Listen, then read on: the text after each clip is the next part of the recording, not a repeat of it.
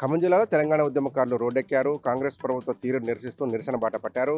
ఖమ్మం మయూర్ సెంటర్‌లో ధర్నాకు దిగారు. కాంగ్రెస్ ప్రభుత్వం ఎన్నికల్లో ఇచ్చినటువంటి హామీలను అమలు చేయాలని డిమాండ్ చేస్తూ పెద్ద ఎత్తున ఆందోళన బాట పట్టారు. అమరవీరుల స్తూపం దగ్గర నివాళులర్పించినటువంటి తెలంగాణ ఉద్యమకారులు ర్యాలీలుగా బయలుదేరి ఖమ్మం మయూర్ సెంటర్‌లో ఉన్నటువంటి బ్రిడ్జి సెంటర్‌లో ధర్నా కార్యక్రమాన్ని నిర్వహించారు. కాంగ్రెస్ పార్టీ ఎన్నికల హామీలు ఇచ్చింది, అనేక హామీలు ఇచ్చి అధికారంలోకి వచ్చిందని, అధికారంలోకి వచ్చిన తర్వాత ఉద్యమకారులకు ఇచ్చినటువంటి హామీలు మర్చిపోయిందని ఆరోపిస్తూ పెద్దపెట్ట నినాదాలు చేశారు. రేవంత్ రెడ్డికి, సోనియా గాంధీకి వ్యతిరేకంగా నినాదాలు చేసినటువంటి ఉద్యమకారులు తక్షణమే తమకిచ్చినటువంటి హామీలు అమలు చేయకపోతే రాబోయే స్థానిక సంస్థల్లో కాంగ్రెస్ ప్రభుత్వానికి బుద్ధి చెప్తామని హెచ్చరించారు. 250 గజాల ఇళ్ల స్థలం ఇస్తామని, అట్లాగే ఇంటి నిర్మాణానికి 10 లక్షల రూపాయల ఆర్థిక సాయం చేస్తామని, అమరవీరుల కుటుంబంలో ఇంటికొక ఉద్యోగంతో పాటు 25,000 రూపాయల పెన్షన్, ఎవరైతే ఉద్యమకారులు ఉన్నారో వారందరికీ ఉచిత హెల్త్ కార్డు మంజూరు చేస్తామని చెప్పినటువంటి ప్రభుత్వం ఆ తర్వాత వీటిని అటకెక్కించిందని డిమాండ్ చేశారు. అన్ని వర్గాలను మోసం చేసేట్లే తెలంగాణ ఉద్యమకారులను కూడా కాంగ్రెస్ ప్రభుత్వం మోసం చేసిందంటూ ఉద్యమకారులు పెద్ద ఎత్తున ఆందోళన కొనసాగించారు. మైర్ సెంటర్ ప్రధాన రహదారి మీద ఆందోళన కొనసాగించడంతో ఇరువైపులా పెద్ద ఎత్తున ట్రాఫిక్ జామ్ అయింది.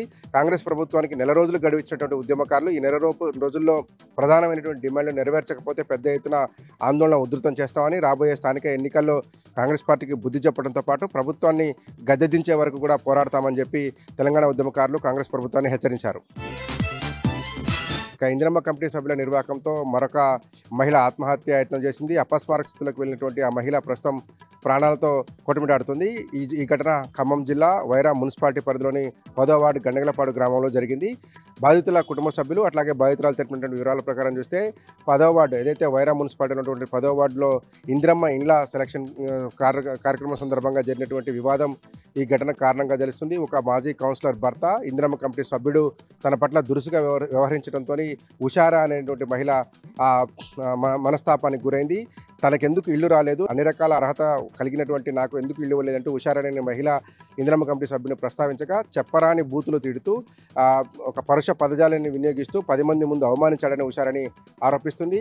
అంతమంది ముందు అవమానించడం తట్టుకోలేక మనస్తాపం చెంది ఎక్స్పైరీ అయిపోయినటువంటి టాబ్లెట్లు వేసుకుని ఆత్మహత్యకు ప్రయత్నించింది. అపస్మారక స్థితిలో ఉన్నటువంటి ఉషారాని గమనించినటువంటి ఆమె కుటుంబ సభ్యులు స్థానికులు హుటాహుటిన వైరా ఆసుపత్రికి తీసుకెళ్లారు. అక్కడ నుంచి ఖమ్మం జిల్లా కేంద్రంలో ఉన్నటువంటి ప్రధాన ప్రభుత్వ ఆసుపత్రికి తీసుకొచ్చి చికిత్స అందిస్తున్నారు. ప్రస్తుతం అత్యవసర విభాగంలో ఉషారానికి చికిత్స అందిస్తున్నారు. ప్రాణానికి ప్రమాదం లేకపోయినప్పటికీ ఓవర్ డోస్ మెడిసిన్స్ వేసుకోవడం, ఎక్స్పైరీ మందులు వేసుకోవడం వల్ల ఆమెకు అనారోగ్యంగా ఉందని, కొంతకాలం చికిత్స అందించాల్సి ఉందని వైద్యులు తెలియజేస్తున్నారు.